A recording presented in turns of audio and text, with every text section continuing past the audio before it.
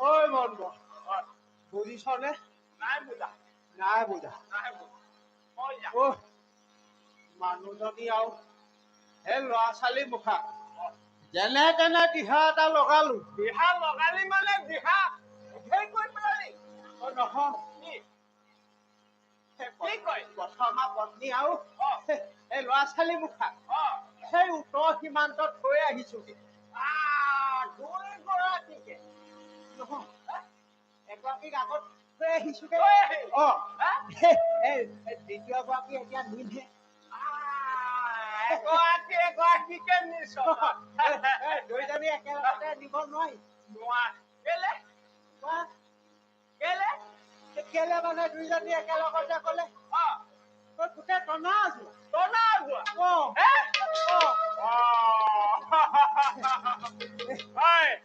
ময়ো সেই এই মানুহ গৰাকী আৰু ল'ৰা ছোৱালী মুখাক নি সেই উত্তৰ সীমাত থৈ আহিছোগে। মই এতিয়া মানে যদি অযোধ্যাত থাকিলেহেঁতেন আটাই মুখাই দিয়ক গ'লে তুমিও নিলো ভালে কৰিলা ভালে কৰিলা।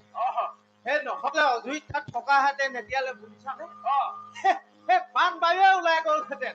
ওলাই গ'ল মানে আজি সেই পঞ্চবৰ্ষে অনাবৃষ্টিৰ ফলত কম জীয়াটো ভুগিছো নে?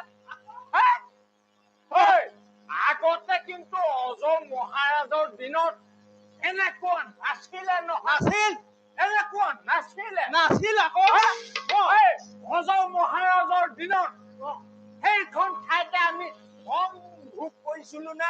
আকৌ এই মাছ কাছ গাখীৰ মাখন আপেল আঙুৰ কঁঠাল কমলা গোটেই ভোগ কৰিছিলো নে?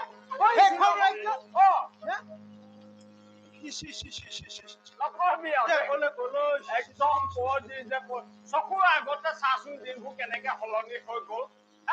আকৌ তুমি মোক ঘৰ পাছফালে নাই যোৱা চাগে এতিয়া এতিয়া নাই যোৱা বহুত দিন নাই যোৱা বাৰু দেই। ঘৰ পাছফালে যিটো এই পুখুৰী আছিলে আগৰ অজয় মহাৰাজৰ দিনত সেইটো কৈছো নহয় তোমাক। এইবাৰ পৰা চালে সিপাতে দেখা সিপাৰটো নাই চাগে আছে নেদেখা তাত মই তোমাক কৈছো নহয়। কি মাছ আছিলে জানো? কি আছিলে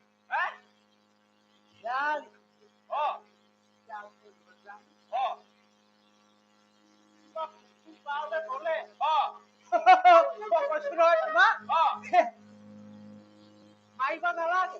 কি কৰিব লাগে পাওলে গলে হয় ধনবৰ মনবৰ বুলি মাতি দিলে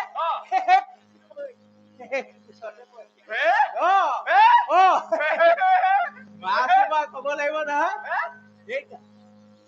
এইডাল কি মাছ? সেইডাল কি মাছ? ইমানটো থাকে বাৰু থাকে কিন্তু উফাইডাল নেমাৰিবা। তুমি উফাইডাল নেমাৰিবা। কিয় উফাইডাল নেমাৰিবা? সিদিনা মই তোমালোকৰ ঘৰলৈ যোৱা নাই গৈছিলো তাতচোন তোমাৰ পাছফালে সেই এনেকে পোতা পুখুৰী এটাহে দেখিছিলো। তাত সেই লালুকী ভেকুলী কেইটামানহে মই জপিয়াই থকা দেখিছিলো। এনেই তুমি উফাইডাল নেমাৰিবা। তুমি তেতিয়া ভয় নথকা কৈছা। অজয় মহাৰাজৰ দিনত আমি যিটো ভোগ কৰিছিলো সেইটো তুমি নাই পোৱা।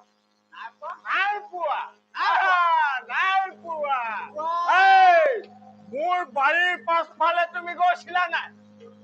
এতিয়া অজয় মহাৰাজৰ দিনত গৈছিলা নাই? গৈছিলা?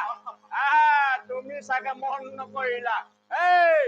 মোৰ যিডৰা শাক পাচলিৰ হাবি আছিলে তোমাৰ নাই। মই কলো নহয় ইমানটো কোমোৰা মই কলো নহয়। ইমানটো থাকে জানো? টোপোলাটো ধৰি ইমানটো থাকে।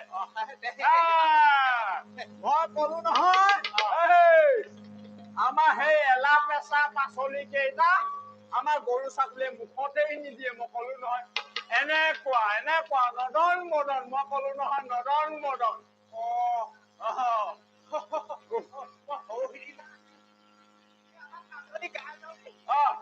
কাজলী গাজনী বিচাৰি গৈছো নহয় তোমালোকৰ পাছফালে তোমালোকৰ কাজলী গাইজনী সেইজনী বৰ হেৰি আকৌ দেই তোমালোকৰ কাজলী গাইজনীৰ কথা ওচৰ চুবুৰীয়া কয় আকৌ দেই গোটেই বোলে সেই নঙলা জপনা ভাঙি আহৰি কয় তাই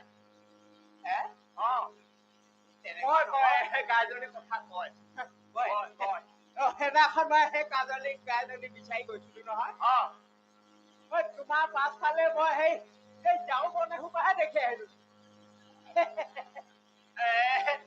এতিয়া নাই আৰু সেইবোৰ এতিয়া নাই কিন্তু আগতে অজয় মহাৰাজৰ দিনত আমি সেইবোৰ ভোগ কৰিছিলো এই ফল মূল তোমাৰ তলত হৈ থকাবোৰ মুখতে নিদিয়ে নহয় একেবাৰে গছত উঠি গৈ এই সতেজ ফলবোৰহে খাইছিলে গম পাইছা কিন্তু এতিয়া এইবোৰ চব কিন্তু এই দখৰ বাবে হৈছে আগতে অজয় মহাৰাজৰ দিনত এনেকৈ নাছিলে নহয় এইবোৰ ৰজাৰ দখৰ বাবে হৈছে এই অজয় মহাৰাজে আগতে এমাহ দুমাহৰ মূৰে মূৰে খবৰ খাতি লৈহি ওজৰ আপত্তি নিজ মুখে শুনে অভাৱেই হওক দুখী বিচাৰে হওক ঠাইতে সমাধান কৰি ফুৰে এইজন দখৰত থলে কি চাবি সেই নিজৰ ৰূপৱতী নায়িক এজনী ব্যস্ত থাকে সেইকাৰণে পাপ লাগিছে বুজিছ পাপ লাগিছে সেইকাৰণে খাবলৈ খুটিবলৈ তাৰ ভাগত পিণ্ড দিবলৈকে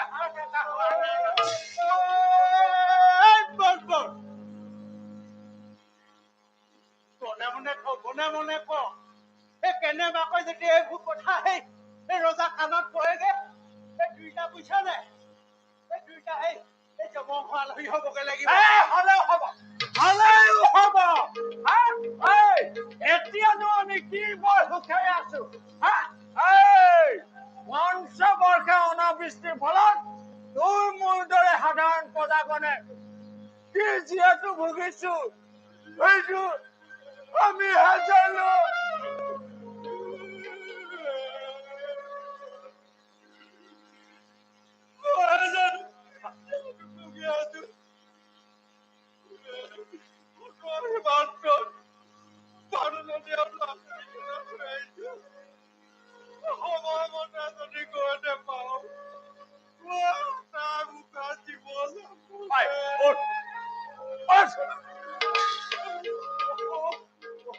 তই বৰ ভেট কান্দোৱা দেই একদম ভেট কান্দোৱা এনেকে কান্দি কাটি থাকিলে ল'ৰা ছোৱালী এটাই মোক খাই দিয়া যাব জীয়েপত লাম লাকতো বাকী আছে সেই সোপাকে বান্ধি লৈ এই পশ্চিমৰ থকা পৰিয়ালটোৰ ওচৰলৈ যাওঁ বুজিছ এইবিলাক চব সেই দখৰ বাবে হৈছে ঠিক